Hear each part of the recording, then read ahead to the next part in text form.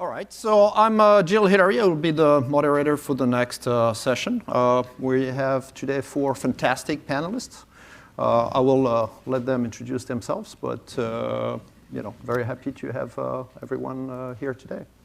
The session will be about ESG disclosure and particularly climate disclosure. So we're going to see what's happening in this area at the moment. Martha Carter, do you want to start? Maybe introduce yourself briefly, Sure. and then also define ESG for us, right? Because different people have different definitions for this concept, right? Okay, very good. So we're starting off with intros. Hi, everyone. Nice to meet you and nice to be here today. My name is Martha Carter, and I'm the head of governance at global CEO consultancy TIAA, based out of New York, although I am actually based out of this area.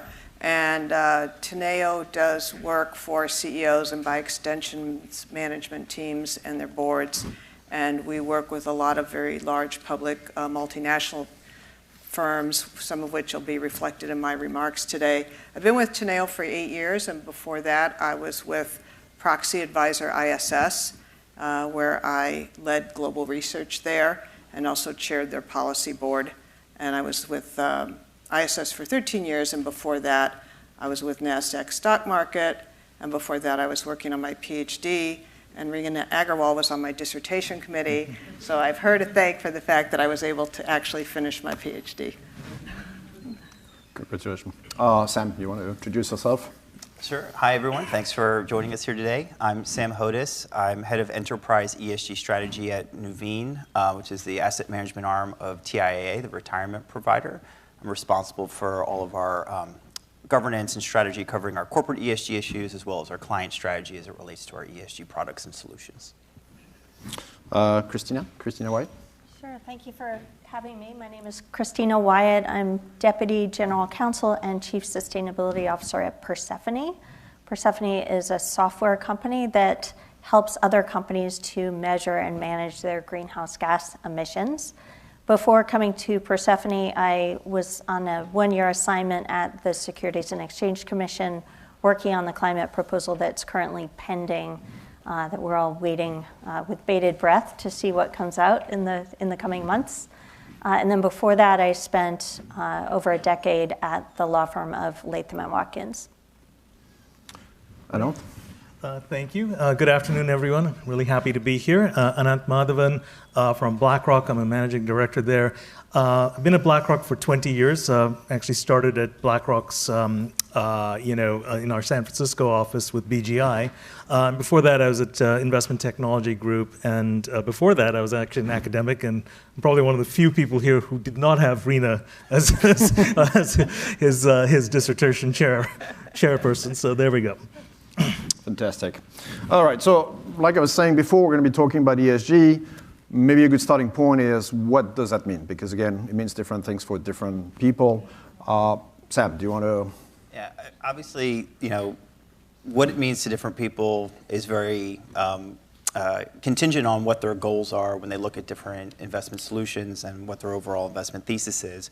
For us at Nuveen, we focus on thinking about ESG as a noun. Right? Those are the environmental, social, and governance factors. They just exist. There's nothing about them that is, should be uniquely magical or controversial. And then responsible investing is where the value is, where we look at those ESG factors and we consider them in our investment analysis, portfolio construction, and ongoing monitoring to deliver, hopefully superior investment products and returns to our clients. Martha? Sure. So ESG, everybody knows what the letters stand for, but there, as Sam said, there's a lot of different definitions, and it means a lot of things to a lot of people. If I could just do a quick history lesson, the genesis of ESG really comes from about 2 decades ago with UNPRI and the principles of responsible investing. And out of that, and we've got a couple of investors sitting here today, and they can Sam alluded to it, and they can talk to it. But out of that came, what are the impacts? What are the risks? What is material? And all of this discussion is really grounded in a concept of materiality. And it's, people like to conflate value and values with an S. Mm-hmm. And it's really grounded in materiality. What is material for a company? And back then, there wasn't a lot of this stuff out there. They're really, from an investor perspective, the only tools they had were practically screening, and by screening is negative screening out. And you mentioned you were with BGI a long time ago. Mm-hmm. You probably remember this, which is just you're screening out tobacco stocks, or you're screening out sin stocks, or whatever. And from an investor view, it shrinks your portfolio and gives you fewer options, not more options. And so the idea behind the principles of responsible investing and ESG is that you can have positive screening where you can increase your investable pool by looking at those that have really investment solutions that are good for long-term sustainable impacts. Because at the end of the day, all these asset managers have underlying them asset owners, and those asset owners are pensioners and foundations and sovereign wealth funds, and whose horizon is longer term than a future pensioner. And so all of ESG, which is, and I know we're going to talk about the backlash, it's been conflated with woke capitalism, and it's been demonized and politicized. But its heart really is at this concept of materiality. I don't know, I see you're shaking your head here. Yeah, no, I'm in violent agreement with Martha. I think the first point she made about this is not something that's suddenly very new is a really excellent one. So she mentioned the United Nations. I would say that, under different monikers, this has gone back to the divestment movement from South Africa. So it's gone back even further, under the name of socially responsible investing and so on. So this is nothing new. And just to echo Martha's points, I mean, to me, yeah, we have three very different groupings of things that are called data. This is essentially data. And I'll also rephrase kind of your question a little bit, Gil, which is, it's not how I think about ESG, it's how do our clients think about ESG, right? So Martha made the point, Sam and I are asset managers who are managing the assets of the ultimate asset owners, pensions, foundations, endowments, individual retail investors through separately managed accounts with direct investing, say. All of those people have views about how their portfolios should look. So some of our investors are faith-based, and they want their portfolios to reflect their values with the values, and it's our job to execute our fiduciary duty to give them the best possible portfolio that's consistent with their belief systems. I think where it gets challenging is that we need a lot of data to do this, and again, to Martha's point, this is all about metrics, so that we can deliver a better solution in terms of the ultimate risk and reward of the portfolio. Christina, data? Yeah, I mean, to me, it really goes to companies looking over a longer term horizon and thinking about, as Martha was talking about, the issues that are material to the company. It's expanding the company's view from what's in front of them quarter to quarter to what are those externalities that the company may have in the way that it does business, whether it relates to pollution or climate change or supply chain human rights or human capital management, all of these things that may have an impact on the world that ultimately will have a financial impact on the company that a well-governed, well-run company ought to be thinking about for the benefit of long-term investors. So thinking about those things that aren't just in front of the company today, but also those things that will be really important, financially material, over the long term. Sounds like a plan. So Sam, it's a very quiet area. Nothing is happening in ESG at the moment. No, it's been boring for all of us. For all of you. We spend our time going from conference to conference because there's nothing else happening in the ESG space, which has been nice. It's been very nice for us. But if you had to say something about what's going on, what would you say would be the major themes at the moment? Obviously, the marketplace continues to grow, and especially when we look at client demands and global asset owners. This is becoming foundational to what their expectations are when you're bringing them different strategies and solutions to meet their long-term investment goals. This is being paired over the last couple of years with a much more polarized view, obviously here in the United States. And I think that has really helped focus honestly more attention within our industry on exactly how we're trying to communicate the value and the history of ESG to clients, both domestically and at a global scale. Because again, we are here providing strategies and solutions that meet a variety of different client aims. We, at least at Nuveen, are always taking the lens of putting investment first and providing the end client with choices and options. And I think that as we see global asset owners and the global regulatory system, which I know that we're going to get into in more depth, continue to evolve and provide more precision and guidance around what is expected at an asset manager fund and corporate level from an ESG perspective. It's going to allow for continued refinement and more bespoke and specific strategies that will meet the ESG aims and needs and regulatory demands of a global marketplace. So you're nodding. Yeah. Do you agree those are the main themes, or are there other so Sam themes? mentioned sort of the pushback or the anti-ESG backlash. In our line of work, we work with a lot of CEOs. They have top of mind May I just maybe postpone this for a second on the backlash? Oh, you want to push it to the next? The next, yeah. Yeah. So that would be, I know we're going to drill down in that. So that would be topic one. Geopolitical risk is huge. And in fact, arguably that's topic one because, as Sam said, the anti-ESG backlash is a very US component to it. So the geopolitical risk, if you just look at where we are here in Washington this week, yesterday there was a huge pro-Israel rally. Today, in San Francisco, Biden and Xi are meeting. Friday, Congress is scrambling to avoid a shutdown.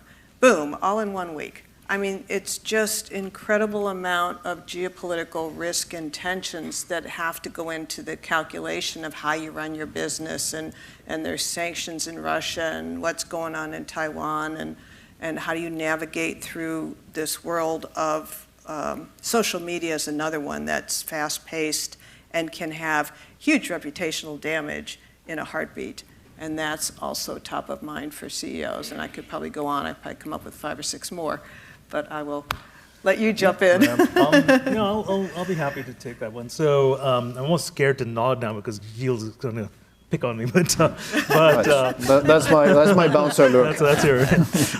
But to us, I think the main thing is, can we learn about the client's desires or wishes from the data that's given? So let me give you an example. So consider like 2 different clients who both say sustainable investing is very important for them and their portfolios. But the first client may want to direct, to Martha's initial opening remarks, they might want to direct their investments away from certain industries, even give us tickers saying we don't want to be in these tickers.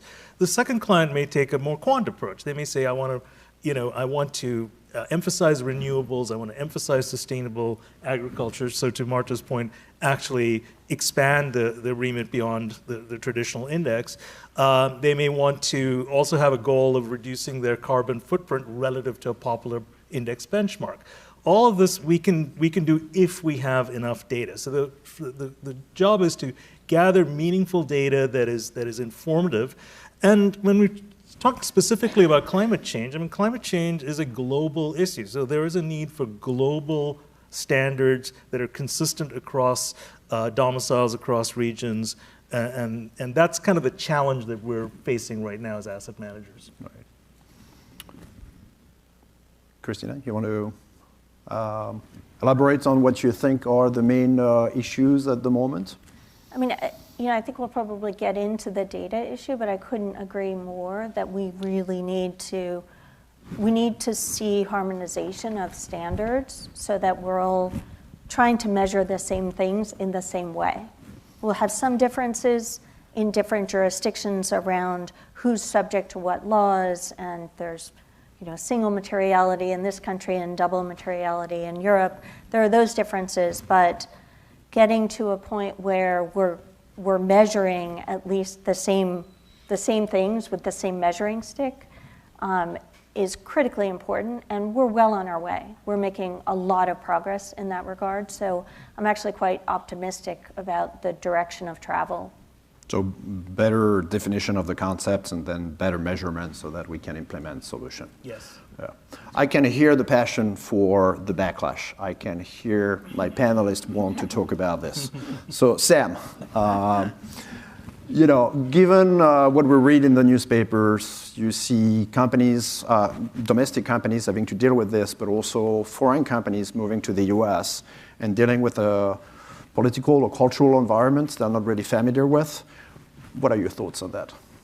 I think that, this is, when you look at the number of ESG designated or sustainable products, the AUM flows into those products over the last 5 and 10 years, and the real ramp up, it was inevitable that folks were going to take a hard look and say, all right, well, what's really going on under the hood in these funds? And some of that has come from, I would say more of the political left from a greenwashing perspective, but some of it's come from the political right, saying what's really the value here?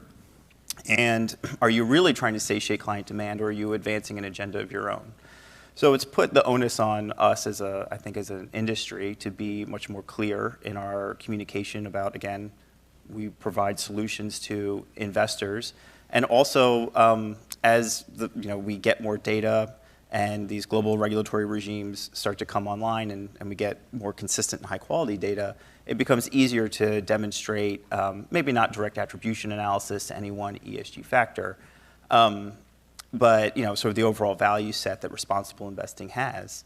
At the same time, I think it's important, if I were a company coming from overseas to start to do business in the United States and looking at what's happening in the political environment, that while we've got states that have made decisions through statute and regulation in their individual jurisdictions to limit the ability of their state DB plan assets to invest in ESG strategies, almost every state in the United States at the same time is advancing state-level policies that incentivize energy efficiency, renewable energy, and a lot of other initiatives that sort of undergird the direction of travel that makes looking at ESG factors valuable from an investment analysis perspective. So I think that while you need to be mindful about how you communicate to a broad and diverse client set and a broad and diverse stakeholder set, at the same time, we're investing for the future. We're investing on behalf of long-term asset owners who have that lens. And when you look at what's happening under the hood, it clears out some of the noise, and you can see more broadly why it becomes valuable to have a clear view and clear principles around ESG factors. Right. Given this complexity, I know some folks have told me that they try to have two messages depending on which states they're talking to. Views on that? I think that's a recipe to. We were in Washington D.C. What's like the if you're in the middle of the road, it means you're roadkill. I think that having, or whatever I can't remember the exact political analogy, when you're communicating about anything that your company is doing, whether it's related to your ESG products or responsible investing, whether it's related to your corporate sustainability initiatives, or your just overall product set, you need to be clear and direct about what your values are, what your principles are, and why what you do and the initiatives you've undertaken ultimately have value to your clients and the broader set of stakeholders who have an interest in the success of your company. And that means that if somebody is skeptical of responsible investing, you say the same thing to them that you would say to someone who believes that our companies aren't doing enough to actually take a political stance in response to many of the issues that are percolating in the world today. Instead, what you tell both sets of critics is, this is what we do, this is the principles and the value that underlies it, and this is why we believe it's the right thing for our clients. And having one clear and consistent message, I think, is critical to navigating the current political environment. That's how I talk to my wife. That's my story, and I'm sticking to it. So, sorry, I cut you off before when you were about to. We could spend a whole panel just on the anti-ESG backlash, right? So from our perspective, and again, we consult with CEOs and managements and boards, companies are really looking to sort of navigate this rocky road through a lot of the political backlash. But it's very localized. So we work with a lot of large multinationals. They don't see it in Europe, quite to the contrary. I think you mentioned that Europe is moving along with CSRD and everything. So quite to the contrary, in Europe, there are more directives out there, not fewer directives. And so it's very much a U.S. phenomenon, which will probably continue right up through election next year. But the toothpaste is out of the tube. Investors aren't backing off. You can hear what Sam's talking about. We don't see evidence that investors are backing away from really making sure that environmental and social issues that do have impacts and that are meaningful to company and our material really get assessed. And the regulators, particularly overseas, aren't backing off. And the companies know that, and they're not backing off. TIAA just recently did a study. It's on our website if you're interested at TIAA.com. It's called the DNA of sustainability reports in the U.S. And we looked at half of the S&P 500, combed through 250 ESG reports. No small task. But what we found is that 95% of those reports are signed or co-signed by the CEO. The CEOs are not backing off. 80% of those reports are saying that a lot of their goals are on track. The vast majority of companies are not shying away from the messaging. They're either, when they're putting out their ESG reports, which they almost all do, they're putting out press releases with it, or they're setting up microsites so that investors and other stakeholders can go right to the company and go see what their ESG report is and what their ESG platform is. And they're doing external assurances. To the comments about data, I second that and third that, because we can't do anything without good quality data, and we don't have that yet. But they're really seeing as these, the CSRD in the EU is being phased in, California is being phased in, you got to have data. And so they're gathering data, and they're also looking at internal and external assurances, including third-party independent assurances, not just with the big accounting firms, but also the boutique firms, to really make sure that the data is of high quality as well. So now is moving to a data-driven discussion a way to mitigate this backlash, or at least to have a more peaceful discussion? Yeah, well, I think the asset management side of things, Sam articulated very well. That's I think how the industry is proceeding. And when we talk about this, we try to explain again, reinforce basics. We are asset managers. We're not the asset owners. We have a fiduciary duty. I can't emphasize that enough. Fiduciary duty to the clients who've entrusted their money with us to manage, or for whom we are making decisions. And that fiduciary duty is very, very clear, which is we have to give the clients the best possible portfolio given the data that they give us. So in my earlier example about somebody who wants to reduce the carbon footprint of their portfolio relative to, say, a popular index, well, that comes with a tracking error. So our job is to explain to the client using a risk model, using an optimization framework typically, what that tracking error might be for different levels of lower carbon relative to the index portfolio. But then the client makes the choice. It's not our decision, and that's something that we stress a lot in our conversations of, it's not about our values or so on. It's especially clear with faith-based investing where the manager may have a different faith. The client says, I want to exclude certain tickers, certain industries.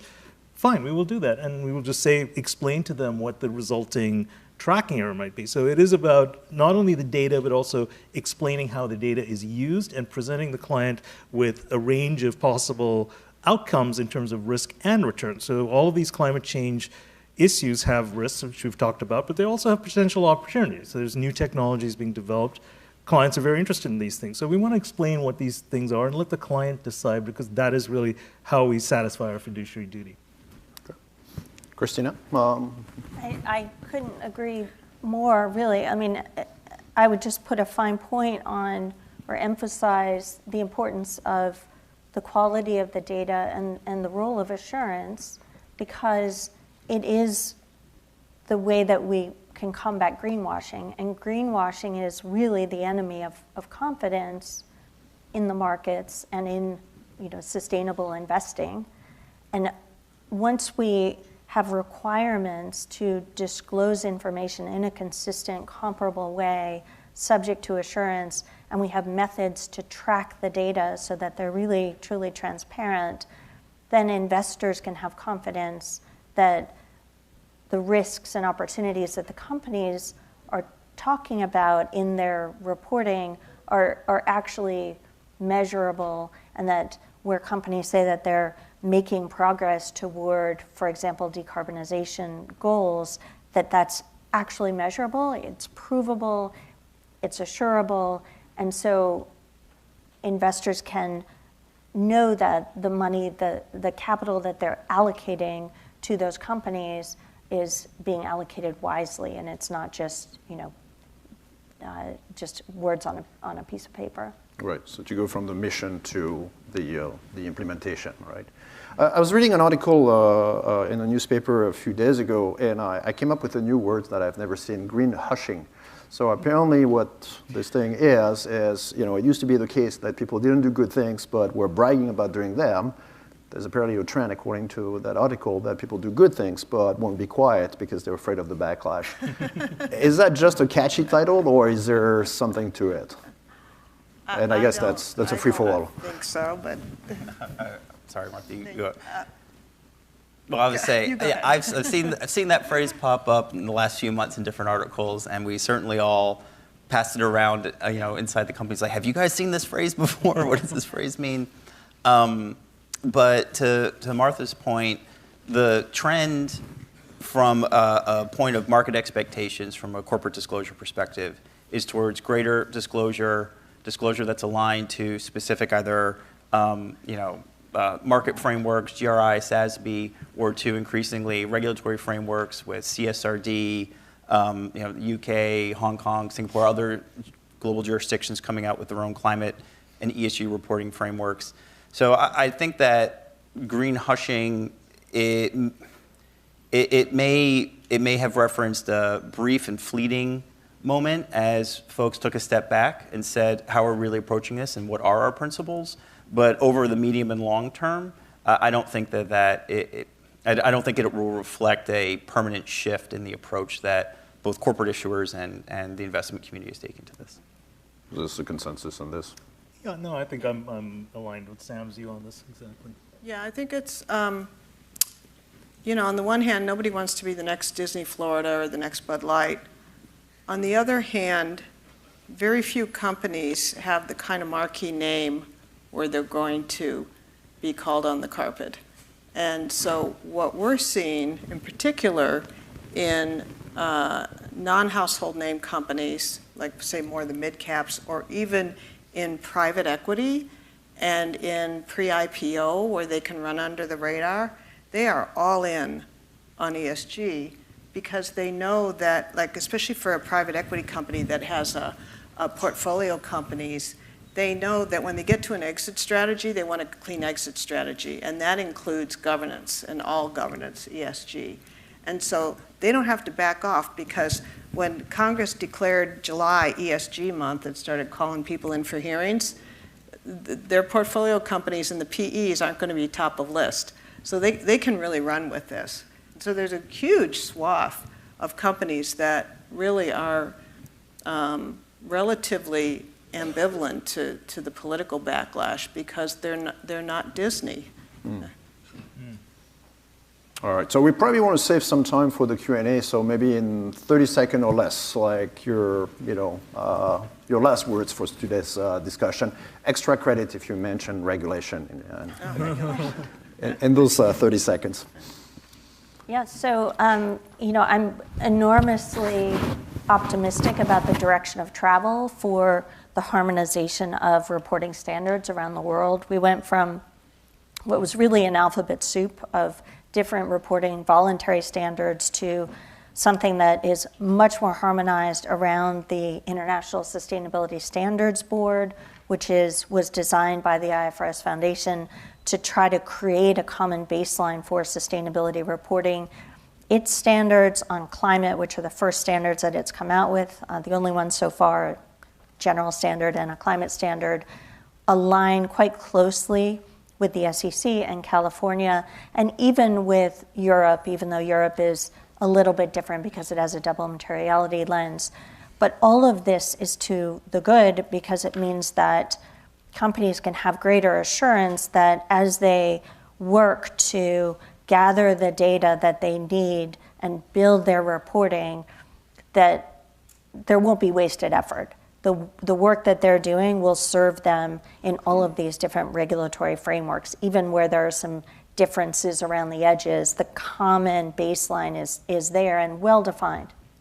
Sam, 30 seconds or less. Yep, I'd say ultimately the proliferation of global regulations should help bring clarity on both a product labeling and a disclosure perspective. It's critical that there's the appropriate sequencing of regulation with corporate issuers who provide the data that we utilize in our decision making, doing the disclosure, and then it's also critical that on all these regimes we have equivalence and interoperability so we don't bifurcate the market and create barriers to entry in certain jurisdictions. And then lastly, I would say we've talked a lot about ESG disclosures from an operating company perspective, but I think we're also going to see moving forward from an asset manager perspective much more client demand and a race to onboard data and technology to respond to asset owner demands for ESG characteristics and reports coming out of the funds and strategies that they're invested in. Great. Martha, 30 seconds or less. Yeah, I would say between now and next year's U.S. presidential election, fasten your seatbelts, it's going to be a bumpy ride. Beyond that, I agree with my panelists. We're going to see better data, better disclosures. The U.S. will hopefully fall in line and not be the laggard that they currently are. And the whole investment of ESG and companies focused on materiality and impact is not going away. It's only going to gain traction.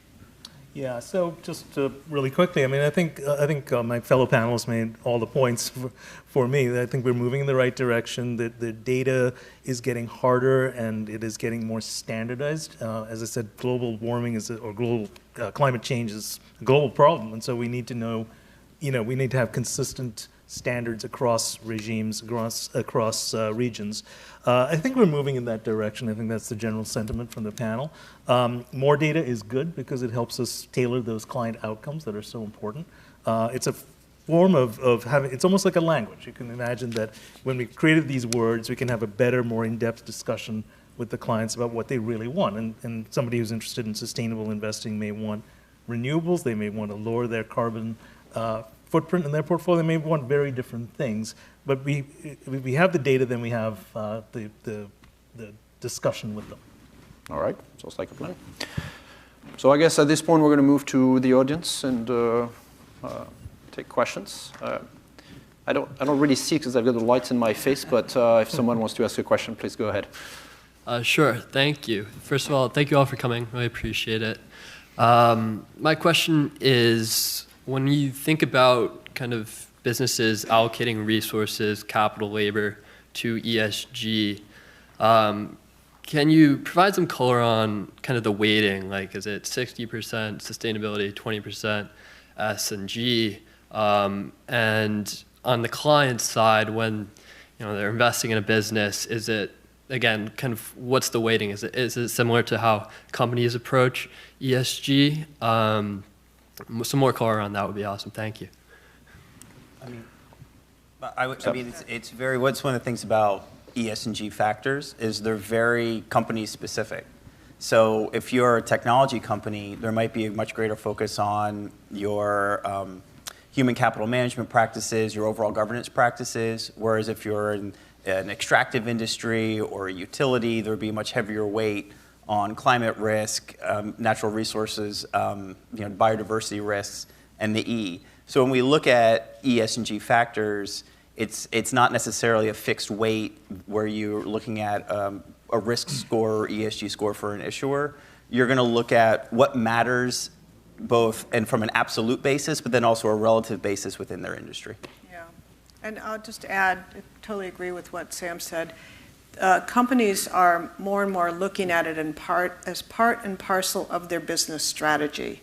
So not as ESG that sits off here and we have a DEI group that focuses on diversity and we have a climate group that focuses on that, but what comes under the umbrella of a business strategy, and thereby being able to determine what is material and impactful to that business. And there are ESG is a huge, massive umbrella of topics, and thereby being able to say what comports with our business strategy, and then we can say what's material to us and what do we need to really focus on. I would just chime in. I totally agree with both of you, and I might just also point you to the SASB standards, the Sustainability Accounting Standards Board, which is now a part of the ISSB, which I mentioned, the International Sustainability Standards Board, has come up with proposed standards and topics by industry, and it's done this for 77 different industries. So it can really help you to identify the issues that are material for companies in a particular industry. It's a great place to start, and you'll see that there is significant diversity of topics. As Sam was saying, you know, a technology company will be quite different than a company in the extractive industries, and that's quite useful because you want companies to be focused on the issues that are material to them and not just paint the world broadly with one ESG brush. Just summarize my last MBA accounting class on ESG disclosure. So, Anand? Well, I mean, I think it's a great question. I actually want to answer sort of the part two of the question, which is how do investors think about the companies they're investing? And I think one of the questions that always comes up is there a relation between E, S, and G and returns of the company, right? And that's a topic that's very difficult to answer. I can't go into it in 30 seconds, but I will point you towards a very interesting meta study from NYU Stern School by Emmanuel Axt, and he looked at over 1,000 academic articles. So to Martha's point that ESG has been around for a long time, I was actually amazed to read that there were 1,000 academic studies on this subject. And it's a great meta study where he goes through and summarizes all of this information. So that's the other side of the coin in terms of thinking about this and how investors think about positioning E, S, and G in their portfolios. I think we have time for one more question. Thank you guys so much for being here. My name is Jabari. I just had a question, especially as somebody who's interested in the sustainable investing space.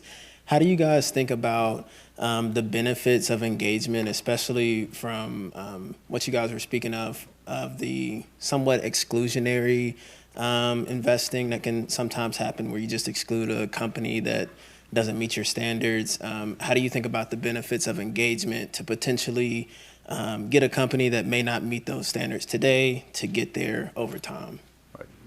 Yeah, I mean, we have a very active stewardship team at Nuveen, and we take a lot of pride. We put out an annual stewardship report that I encourage you to take a look at, where we get into the value that we see in direct engagement, the strategies that we put in place, the issues that we focus on, where we think they're material.